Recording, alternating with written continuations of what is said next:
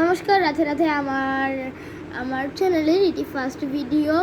আর এটাই হলো আমি মহাকাশের উপরে করব, তো এটাই আমার চ্যানেলের ফার্স্ট ভিডিও। আর আমার চ্যানেলে ভালো বেশি বেশি করে সাপোর্ট করবেন। তো চলেন ভিডিওটি শুরু করা যাক। তো তো আজকে আমরা বলবো যে কি নিয়ে বলা যায়। চলেন মহাকাশ নিয়ে বলি। আমাদের মহাকাশে 8টি গ্রহ রয়েছে। আটটি গ্রহ রয়েছে। আটটি গ্রহের নাম হলো বুধ, শুক্র, পৃথিবী, Mars, Jupiter, Saturn, Uranus, Neptune. আমাদের 8টা গ্রহের নাম তো ফু করে চলে গেল। 8টা গ্রহের নাম তো গেল। তারপরে আমরা একটু বর্ণনা দিই।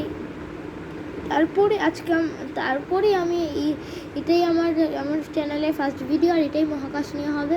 তো আজকে আমি হলো আমাদের সৌরজগতের সবচেয়ে বড় গ্রহ জুপিটার সম্পর্কে বলবো। তো জুপিটারে অফিসিয়ালি 4টা মুনের নাম রাখা হয়েছে: আয়ো, ইউরোপা, গ্যানেমিড, ক্যালিস্ট্রো। তো এই কয়েকটা মুনের নাম রাখা হয়েছে। তো আজকে আমরা ইউরোপা নিয়ে কথা বলবো। তো আপনি তো সুন্দরবনের রয়্যাল বেঙ্গল টাইগার সম্পর্কে শুনেছেন। হ্যাঁ, এটা সবাই শুনে থাকবে। ইন্ডিয়া এবং বাংলাদেশের সুন্দরবন, তো ওইখানে বাঘগুলো খুবই হিংস্র হয়ে থাকে। তেমনি যদি আঁচড় মারে, ধরলাম আমার হাতে একটা হিংস্র বাঘ আঁচড় মারলো, একটা দাগ পড়ে যাবে না? তো তেমনি ইউরোপাতে মনে হবে যে কোনো বাঘ এসে এইভাবে অনেক আঁচড় দিয়ে গিয়েছে। উপরে সারফেস আর নিচে আছে liquid from a salty water. আর এটা হলো একটা অ্যাক্টিভ প্ল্যানেট বলতে এটা হলো প্ল্যানেট বলতে হলো উপগ্রহ। যে এটা জুপিটারকে হলো মুন, এটা জুপিটারকে প্রদক্ষিণ করে। আর আমরা এই ইউরোপাকে সম্পর্কে জানবো। তো বৃহস্পতি আমাদের সৌরজগতের সবচেয়ে বড় গ্রহ। আগে বৃহস্পতি সম্পর্কে জানতে হবে, কারণ বৃহস্পতি সম্পর্কে আমরা না জানলে ইউরোপা সম্পর্কে ভালো করে জানতে পারবো না। তো বৃহস্পতির কাছে আছে আমাদের সৌরজগতের গ্রহ। সূর্যটা বাদ দেন, গ্রহর মধ্যে সবচেয়ে শক্তিশালী ম্যাগনেটিক ফিল্ড। আর আমরা যদি সব গ্রহকে ধরে বৃহস্পতির ভিতরে ঢুকিয়ে দেই, সবজির মতো, যেমন সবজি নুডলসের ভিতরে ঢুকিয়ে দেই, তখনও আর এতগুলো জায়গা থাকবে। সব প্ল্যানেট 2বার করে ঢুকানো যাবে, এত জায়গা উইথ স্যাটার্ন। এখন বলেন এত বড় গ্রহ। তো অনেকে বলে যে বৃহস্পতি একটা ফেল্ড স্টার। এটা কিন্তু একবারেই মিথ্যা কথা, এটা কেউ বিশ্বাস করবে না। বৃহস্পতি একটা ফেল্ড স্টার কখনোই হতে পারে না।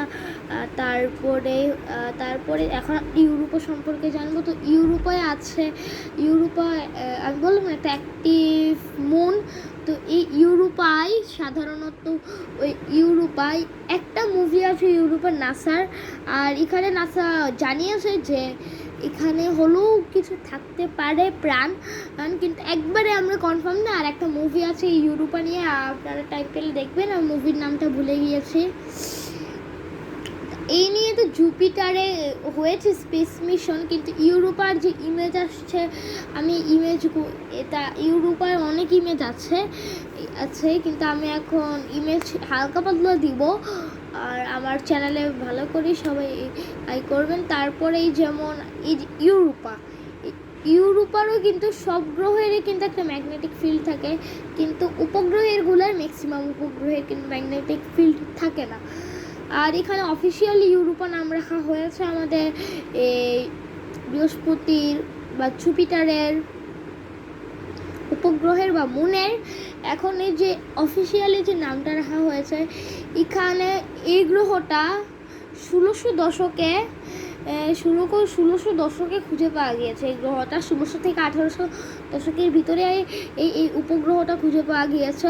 কারণ 1615 থেকে 1600 দশকের ভিতরে হলো আমরা মেনলি খুঁজে পেয়েছি হলো মানে আমাদের এই পৃথিবীর মানুষ খুঁজে পেয়েছে জুপিটার গ্রহ। আর জুপিটার কিন্তু একটা একটা কি গোলা থাকে না, বরফের গোলা, ওই রকম টাইপেরই হলো আমরা এক ধরনের যে কী বলবো, হ্যাঁ এক ধরনের গোলা, গ্যাসের গোলা। তো তারপরে এগুলো তো সবই হয়েছে। তো আজ তারপরে আমরা গ্যানেমিড, আয়ো এগুলো নিয়ে কথা বলবো। তো আজকে 2টা চ্যাপ্টার আয়ো। তারপরে আমরা আয়োর দিকে গেলাম। আয়ো হলো আমাদের সৌরজগতের সবচেয়ে কঠিন গ্রহ, মানে সবচেয়ে গরম উপগ্রহ, গ্রহ তো বলা যাবে না। আর এটা হলো এত কি, আমি এটা হলো এই যে বৃহস্পতির কাছাকাছি না, তার জন্য এখানে এত বেশি ভলক্যানো। আর এটা হলো ভলক্যানো অ্যাক্টিভ মুন বলা হয় এখানে, কারণ এখানে এত পরিমাণে ভলক্যানো যে এটা সারফেসে ভলক্যানো অ্যান্ড পাথর দিয়ে তৈরি। আর এখানে একটা হলুদ কালারের গোলা মনে হবে আপনার যদি দূর থেকে দেখেন, এত পরিমাণে ভলক্যানো, প্রতি সেকেন্ডে সেকেন্ডে ভলক্যানো হয়। আর পৃথিবীতে এটা হলে আমরা এতদিনে উপরে থাকতাম, মজার না ব্যাপারটা। হ্যাঁ, তারপরে অনেক গরম গ্রহ, কারণ এখানে একবারে ম্যাগনেটিক ফিল্ডের কাছে। আর জুপিটারের একবারে যে টানের, জুপিটারের হলো গ্র্যাভিটির কারণে এটা এত সক্রিয় গ্রহ। তো আজকের ভিডিওটা এখানেই শেষ হয়েছে। Till then watch, bye by.